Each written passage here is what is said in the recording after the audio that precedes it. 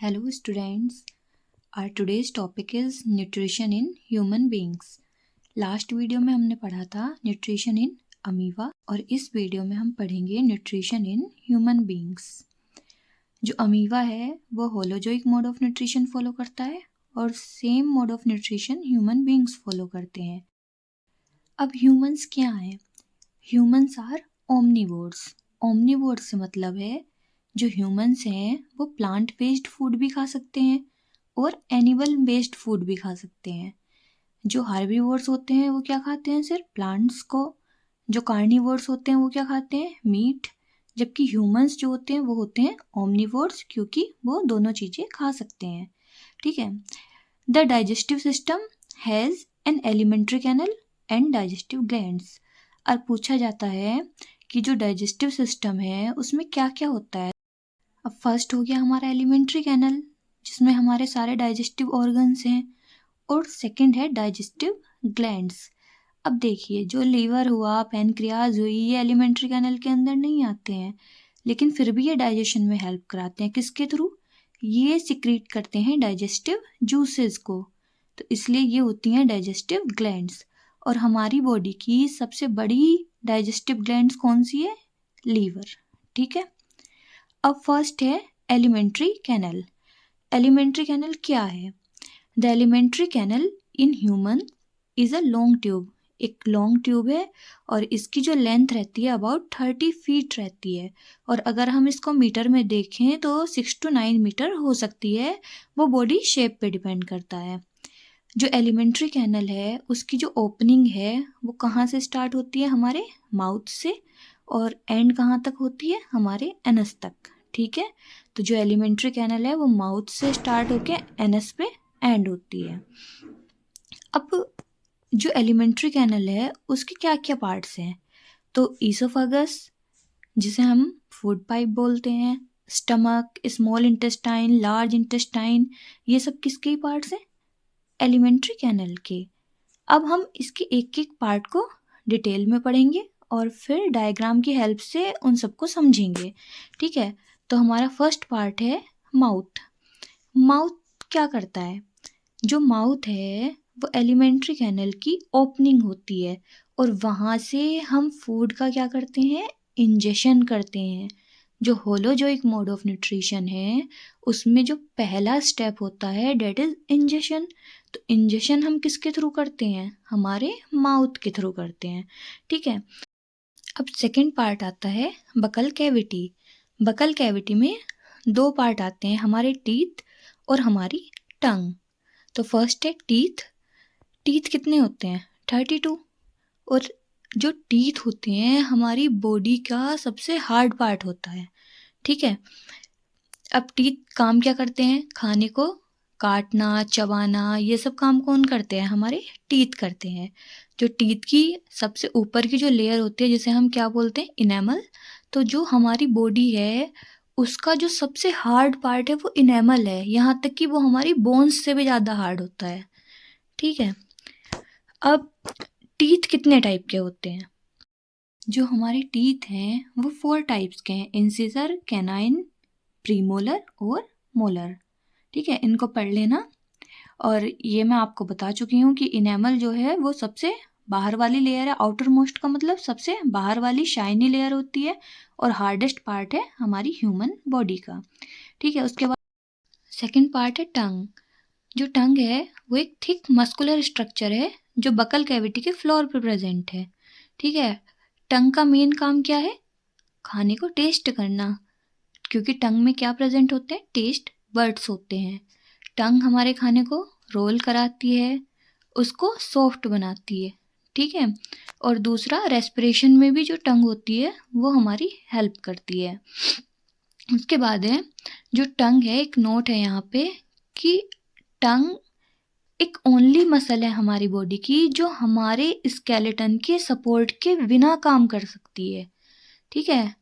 Point है याद रखना कि टंग एक ऐसी इकलौती मसल है बॉडी की जो हमारे स्केलेटन के सपोर्ट के बिना वर्क कर सकती है। ठीक है। अब थर्ड पार्ट है फारिंक्स। फारिंक्स हमारे थ्रोट का एक पार्ट है जो कनेक्ट करता है हमारे मुंह को ईसोफेगस से, ईसोफेगस मतलब फूड पाइप से, और जो हमारी नोज होती है उसे लारिंक्स से। ठीक है, ये कॉमन पासेज होता है दोनों सिस्टम के लिए, रेस्पिरेटरी सिस्टम के लिए भी और डाइजेस्टिव सिस्टम के लिए। जो हमारा फूड पाइप है और जो हमारा विंड पाइप है, यहीं पे एक दूसरे को क्या करते हैं, क्रॉस करते हैं।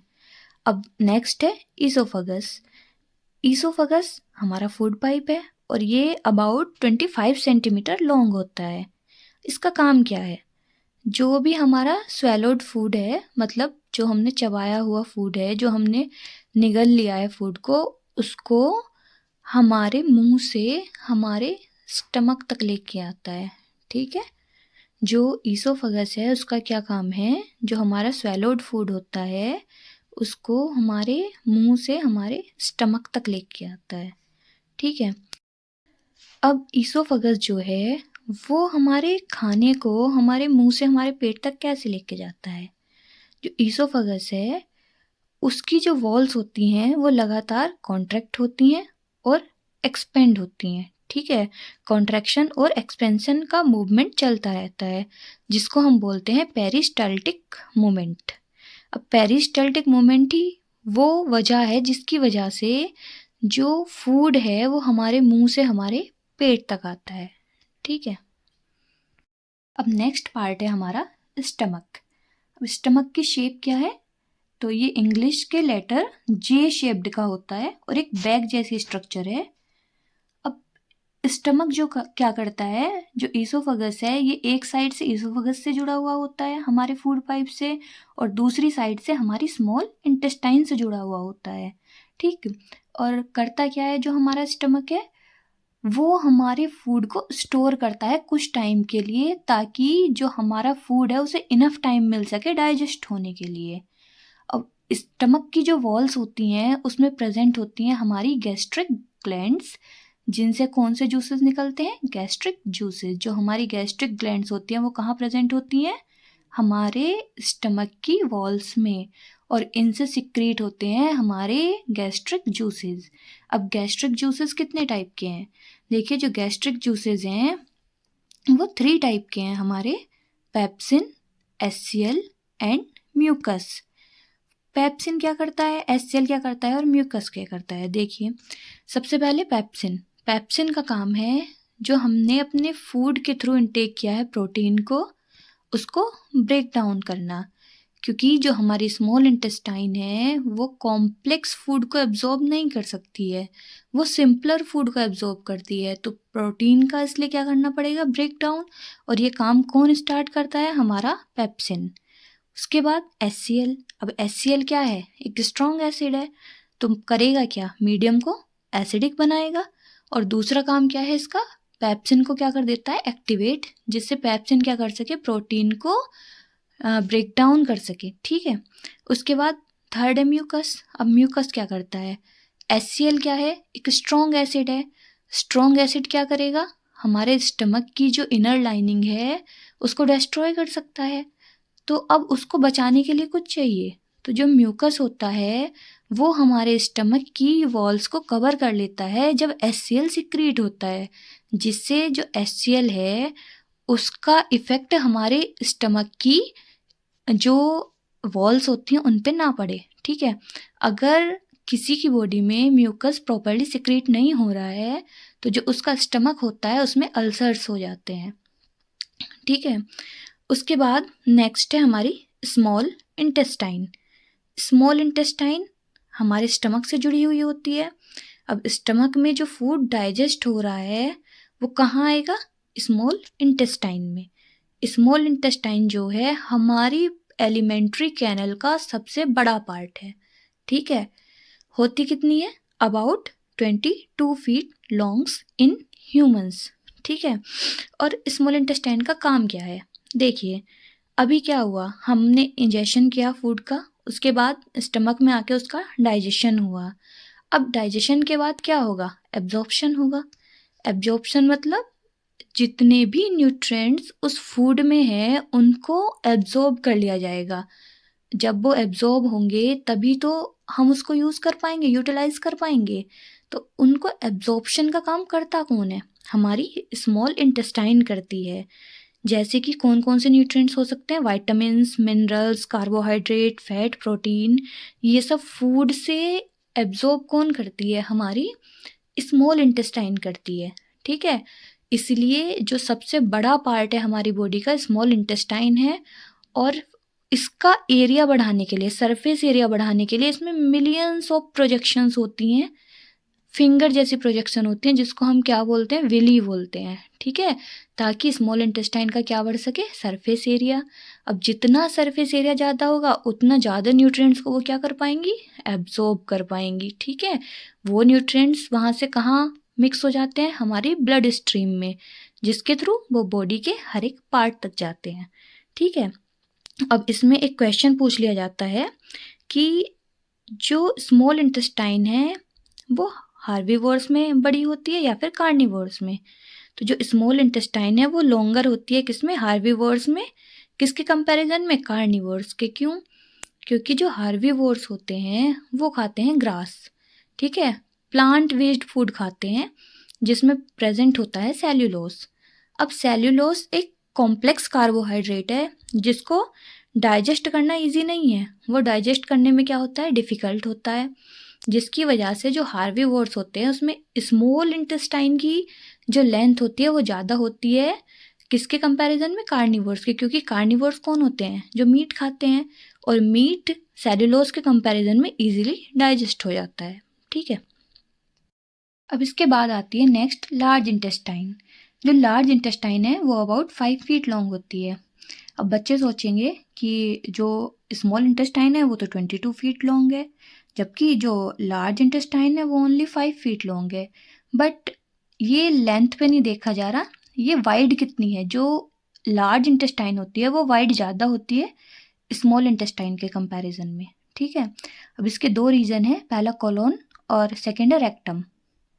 तो स्मॉल इंटेस्टाइन क्या करती है, एब्जॉर्ब कर लेती है सारे न्यूट्रिएंट्स को। जब उसने एब्जॉर्ब कर लिया सबके सब न्यूट्रिएंट्स को खाने में से, तो अब क्या बचा, सिर्फ वेस्ट बचा। वो वेस्ट कहाँ जाता है, हमारी लार्ज इंटेस्टाइन में। और लार्ज इंटेस्टाइन के भी कौन से पार्ट में स्टोर होता है, रेक्टम में। ठीक है, अब जो वेस्ट है वो रेक्टम में स्टोर हो जाता है हमारी बॉडी में। ठीक है, उसके बाद एनस। अब एनएस क्या होती है, ओपनिंग होती है जहाँ से जो वेस्ट मटेरियल होता है वो बॉडी से एग्जिट हो जाता है। ठीक है, तो ये था हमारा पूरा का पूरा डाइजेस्टिव सिस्टम। अब इसको हम डायग्राम के थ्रू देखते हैं। देखिए, अब हमने स्टार्ट किया था हमारी एलिमेंट्री कैनल से, तो जो ये माउथ से लेके एनएस तक एंड होती है, ये क्या है, पूरी की पूरी एलिमेंट्री कैनल है। तो इसकी जो ओपनिंग है वो कहाँ है, हमारे माउथ से। ठीक है, मुंह से, यहीं से तो हम खाने को खाते हैं। फिर बकल कैविटी में आएंगे हमारे टीथ और टंग।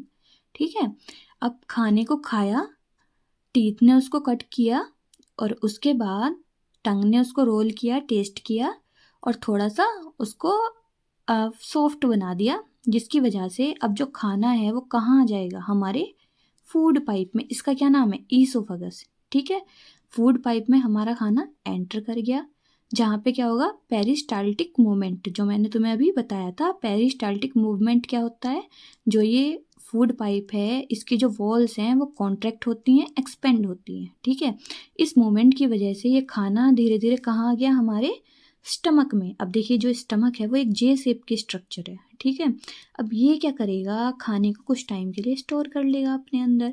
ठीक है, और इसकी जो ये वॉल्स हैं इसमें से निकलेंगे गैस्ट्रिक जूसेस, जो खाने को एसिडिक बनाएंगे, उसको धीरे धीरे डाइजेस्ट कराएंगे। ठीक है, अब खाना जब उसका डाइजेशन होगा तो उसके बाद वो कहाँ जाएगा, हमारी स्मॉल इंटेस्टाइन में। ये जो पार्ट है ये क्या होता है, स्मॉल इंटेस्टाइन। यहाँ पे क्या होगा, जो भी न्यूट्रिएंट्स हैं खाने में से वो सब क्या कर लिए जाएंगे, एब्जॉर्ब कर लिए जाएंगे। अब जो एब्जॉर्ब कर लिए न्यूट्रिएंट्स, तो क्या बचा, सिर्फ वेस्ट बचा। वेस्ट कहाँ जाएगा इसके थ्रू, हमारी लार्ज इंटेस्टाइन में। ठीक है, और लार्ज इंटेस्टाइन का भी ये पार्ट होता है रेक्टम।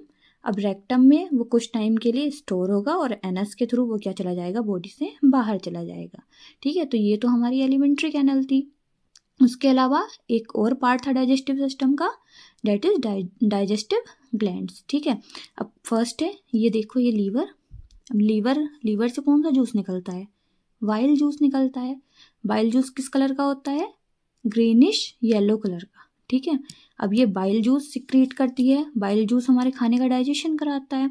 दूसरा, यहाँ पैनक्रियाज, अभी पैनक्रियाज से कौन सा जूस निकलता है? Pancreatic juice. तो ये दोनों ही जो डाइजेस्टिव ग्लैंड्स हैं, इनसे जो जूसेस निकलेंगे वो स्मॉल इंटेस्टाइन में जाएंगे, जो किसका डाइजेशन कराएंगे? फैट का डाइजेशन कराएंगे, ठीक है। क्या होता है वो प्रोसेस? Emulsification of fat. तो ये पूरा का पूरा क्या है? हमारा human digestive system. I hope आपको समझ में आया होगा, ठीक है। अब नेक्स्ट वीडियो में हम मिलते हैं रेस्पिरेटरी सिस्टम के साथ।